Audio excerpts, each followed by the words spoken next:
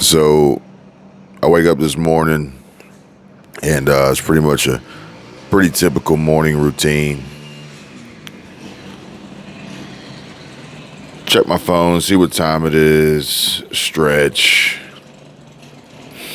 see what updates I need to get caught up on first thing that have happened overnight for my own personal knowledge and education to be informed, but also to share with you all on these videos every day. And what I end up doing is, as I go through some of these articles and headlines, I'll end up sharing them through email. So on my phone, my Samsung Galaxy S23 Ultra, I just click it's like this little three dots in the shape of a alligator mouth or triangle sort of. And then that allows me to get to choosing where I want to share it. So I choose my email application, which in this particular instance is Yahoo. I don't know why I choose to use Yahoo for some and Gmail for others, but it's a preference or habit, one or the other. Either way, I go to share it and I get this weird prompt not allowing me into my Yahoo account. And it asked me for my fingerprint. I do that. It still doesn't allow me in. So then it prompts me to reset my password. All right, whatever. I'm kind of a little concerned. Maybe somebody hacked my email, but that threat, that fear was eliminated pretty soon. I'll explain why and how that happened. But either way, I reset the password and then set up additional security features that they recommended in this two-factor authentication. So after that's all said and done, I get into my email and I can see that 1 hour, it sent me an email 1 hour before I actually woke up that my account was frozen. It was locked because of suspicious activity. Now, this could happen to any account. It could happen to an email account. It could happen to a bank account. It could happen to a retirement account. It could happen to your your YouTube account, TikTok, Instagram, Facebook.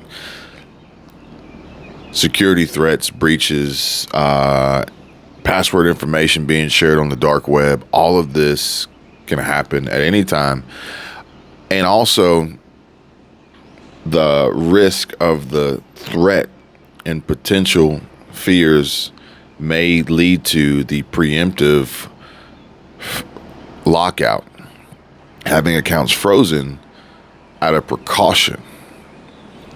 And I think that might have been what happened here, but it was just strange timing, as yesterday I had to log into my Yahoo email account twice from two separate IP addresses, two separate computer desktops to gain access to my email so I could print some things off. So each time I do that, when I'm done, I make sure I sign out, but then I also make sure I delete it from that browser. So it's like I was never there. And I'm thinking, man, there's no way anybody could have got in behind me. For instance, like how some of these thieves are stealing money from bank accounts through Chase Bank, and they're tapped to access your ATM feature. And when you're done with the transaction, you walk away, but it's still active. Maybe it needs a PIN number to continuously proceed with the next transaction, but they're sitting there watching you type in your PIN. They don't need your card anymore. They just need to retype in your PIN before the session gets timed out, which is probably too long for you to be able to walk away, somebody to walk up behind you and still access your account. The session should time out in like 5 seconds, really. But either way, maybe me being locked out, maybe my account being frozen was in response to me myself actually accessing from two different computers, and Yahoo looking at it as, hey, this could potentially be a problem. Let's just go ahead and nip this in the bud and make sure that it isn't a problem and force you to re-authenticate yourself, change your password, which is always a good idea to change your passwords regularly. Granted, sometimes it kind of sucks because then you got to change passwords on everything, wherever you're logged in. And then you got to remember the new password, because it's not going to be your most natural and go-to, because you're continuously updating it and adding in extra security and extra characters and extra everything to make it more secure, which makes it even harder to remember.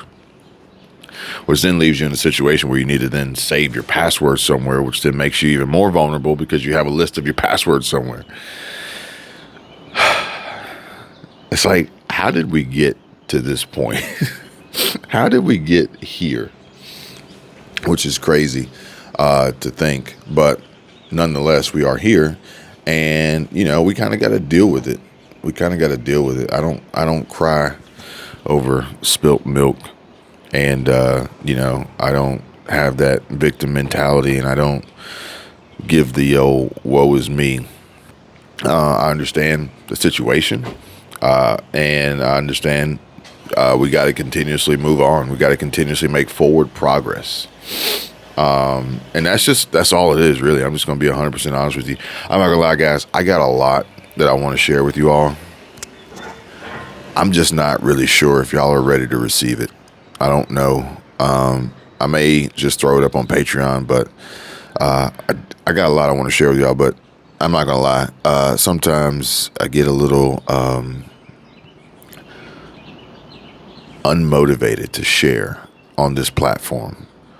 But I think that's by design. I think that this is by design, and it is a telling sign of the times that we live in, our society, and how people want to try to, granted, this could have been a real security threat. They want to try to steal what you have. They ultimately want to do harm to you. They want to see you suffer. They want to see you fail. Your neighbors want to see you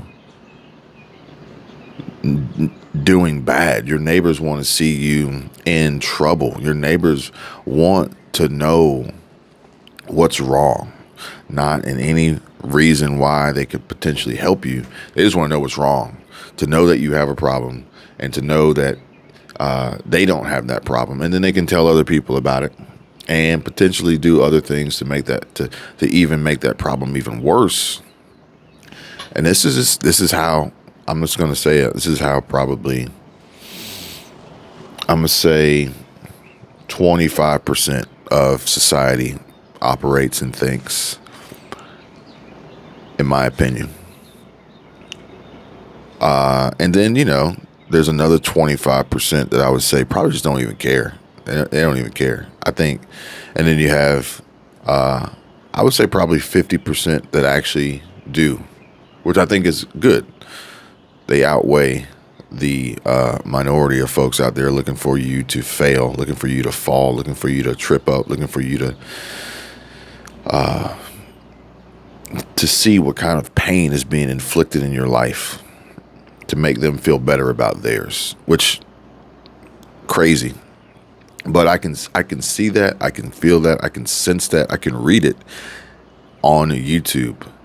So sometimes those things kind of prevent me from wanting to share too much with you because of that 25%. That's just like, man, how can we bring him down? How can we drag him down? How can we try to discredit him? How can we try to convince everyone else that he's crazy? He doesn't know what he's talking about.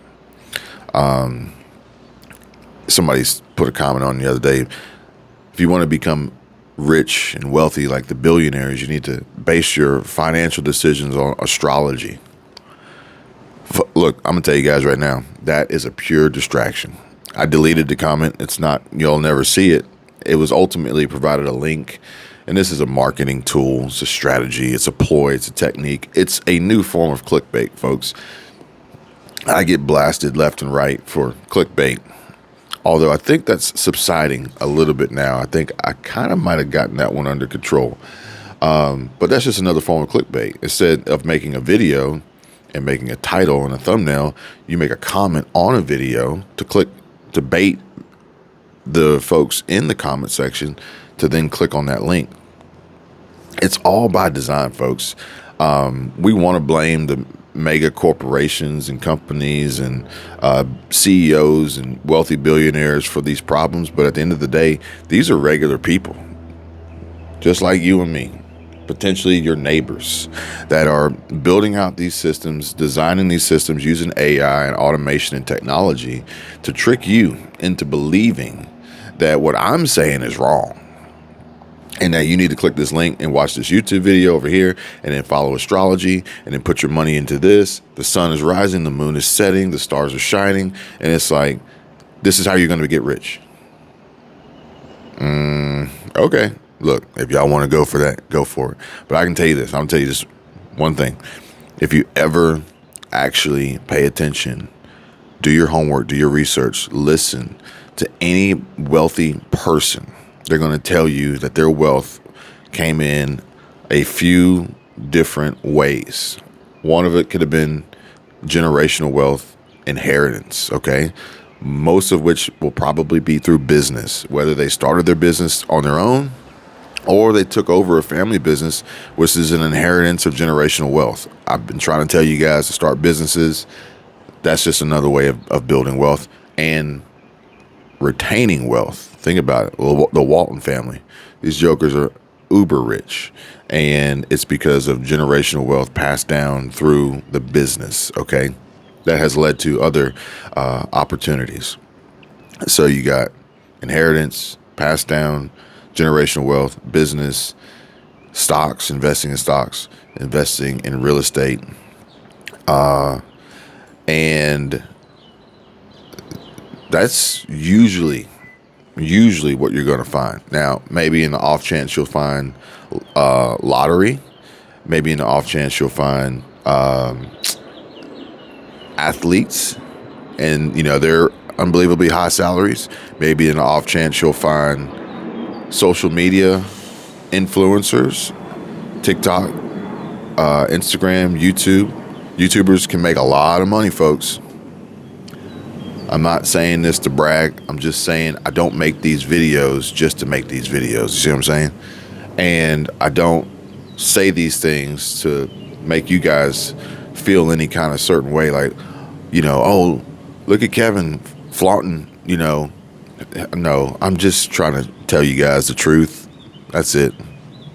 And I understand the comments are going to come in, but they're also going to get filtered out. So, but that's pretty much it. Now, there may be a few in there that I'm missing, but I can almost guarantee you, whether it's Bill Gates, whether it's Elon Musk, whether it's Warren Buffett, whether it's Jeff Bezos, whether it's Logan Paul, whether it's Mr. Beast, whether whoever it is, I can almost guarantee you they'll never, ever say that astrology had any meaningful impact in their ability to build wealth. I'm just going to tell you that right now, okay?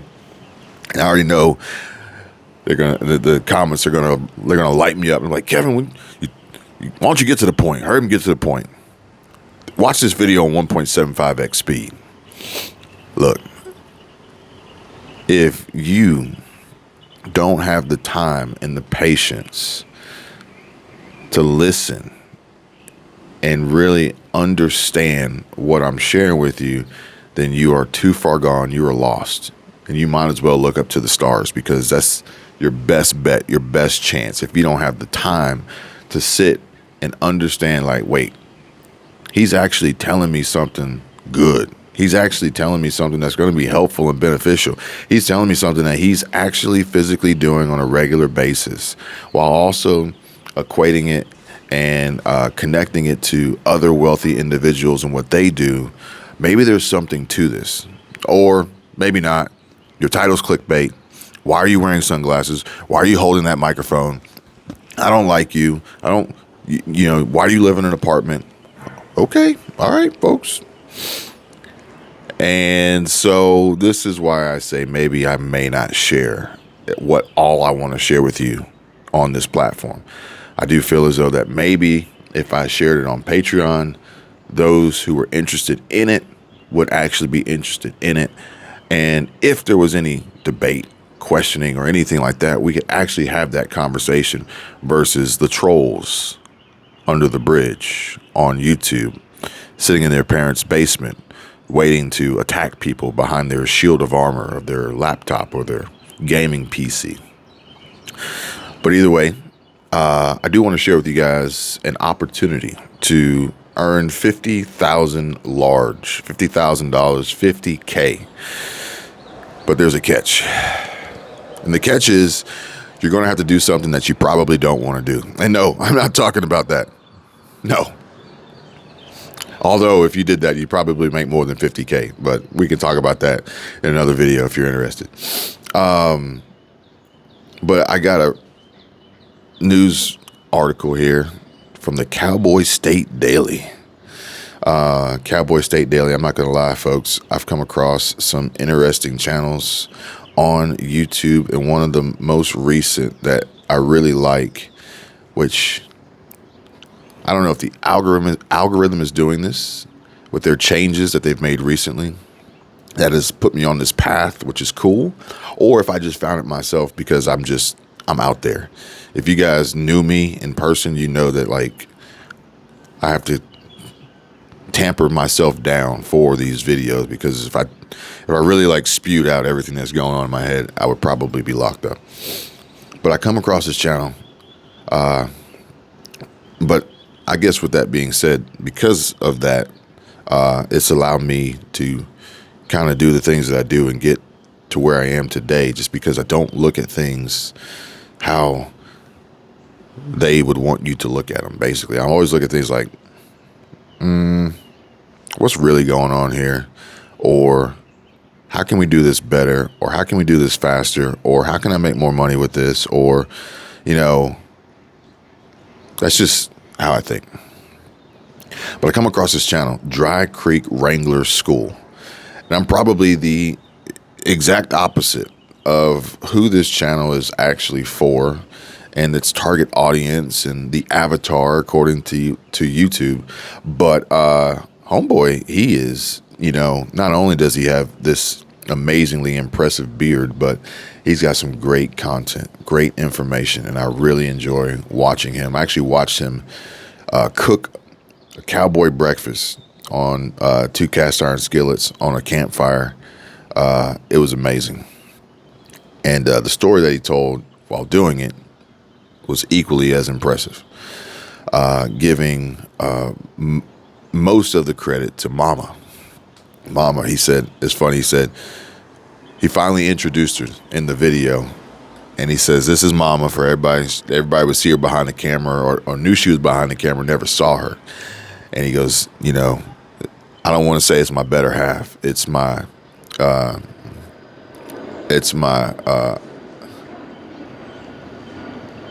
I think he said like much better 3/4 or something, like gave her all the credit. Wouldn't know where he would be without her. And my sentiments exactly. I can only hope and wish that you guys out there have the ability to find a strong partner in life. So, a good woman, okay, but a friend, okay. And I'll say, whether the union is legal or not, it doesn't matter. All that's semantics for the state and for tax purposes. But I can say that I have very fortunate, very lucky. Thank you, Michelle. Thank you, Squirrel Tribe. I love you. So I'm going to share this with you guys from Cowboy State Daily. I don't know why I say it like that. When I read it, it's Cowboy State Daily. I think cowboys talk like that. But if you want to make 50 grand large, 50K, $50,000 sign-on bonus, it's simple. It's easy. Union Pacific is offering $50,000 in Wyoming. This eye-popping Union Pacific bonus of up to $50,000 reflects high demand for workers, but former employees also say it's a demanding job that offers little time for a personal life. So is it worth it? Is it worth it? Union Pacific Railroad is so short-handed, it's offering a sign-on bonus larger than some annual salaries in Wyoming, ranging between $40,000 to $50,000.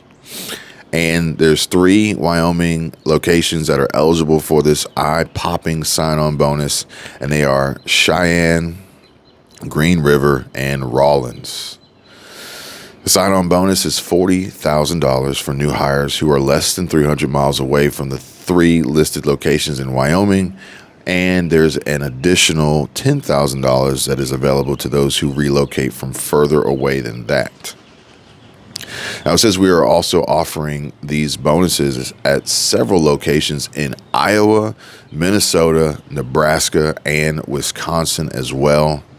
And smaller bonuses are being offered in California and Utah. So you got some options here. But I urge you guys, stick with me here. You're going to want to hear what this all has to say until the end.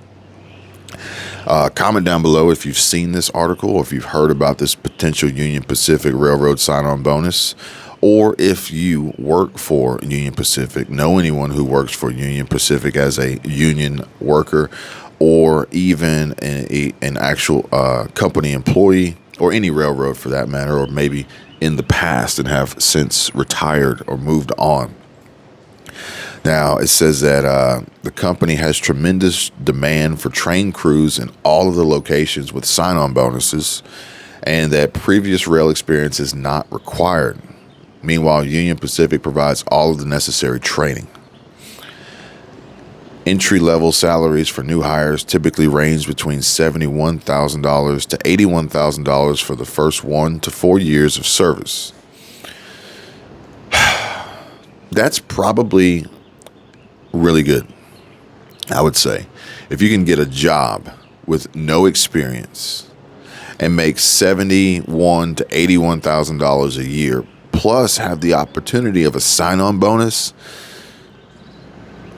that's pretty strong, despite the current situation with the economy, how high interest rates are, how high inflation is, how high costs are going.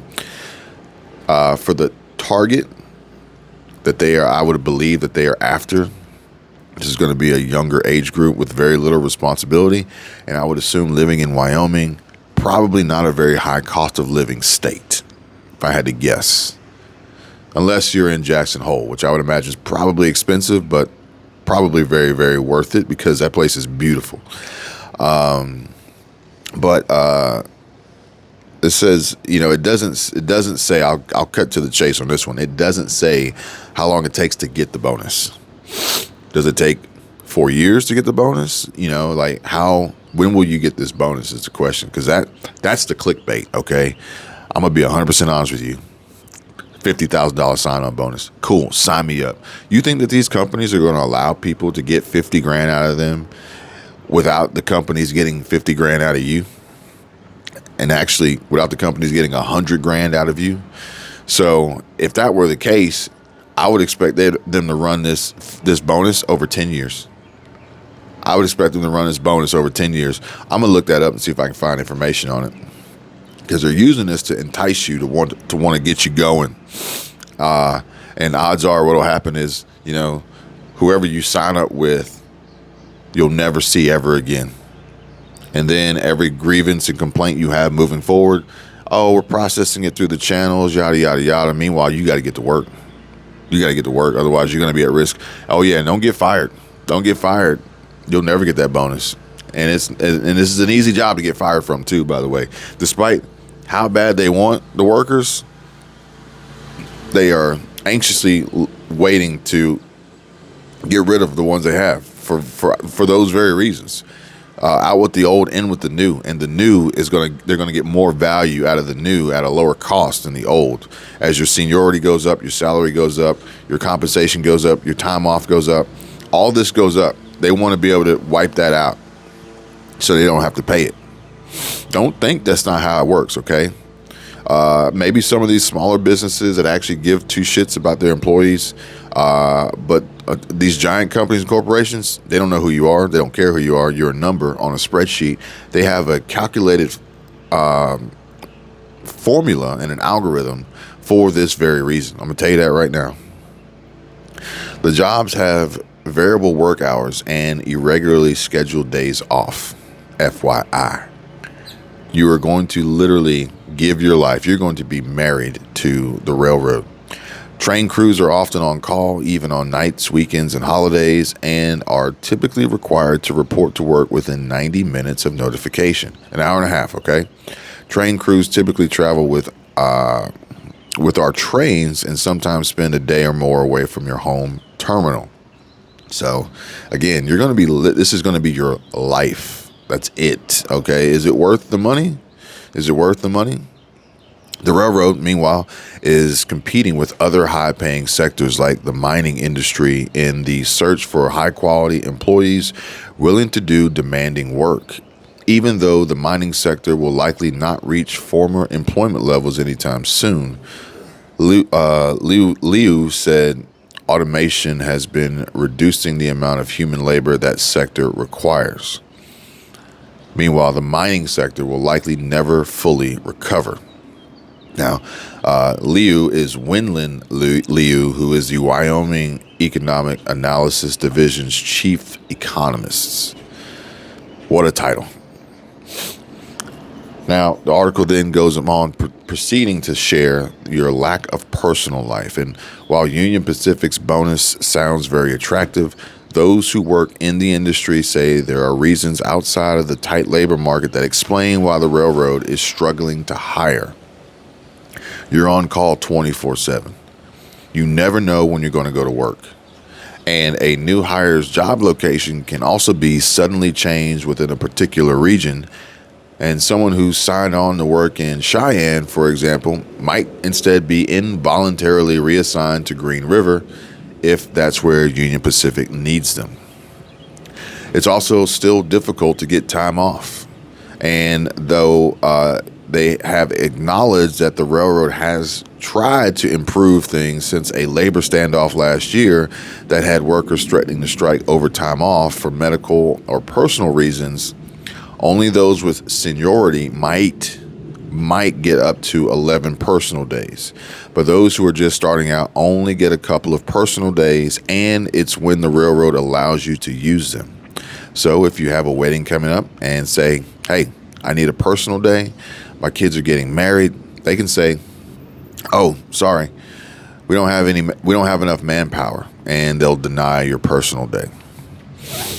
You'll get compensated well, but you don't have a family life until you hit a lot of seniority.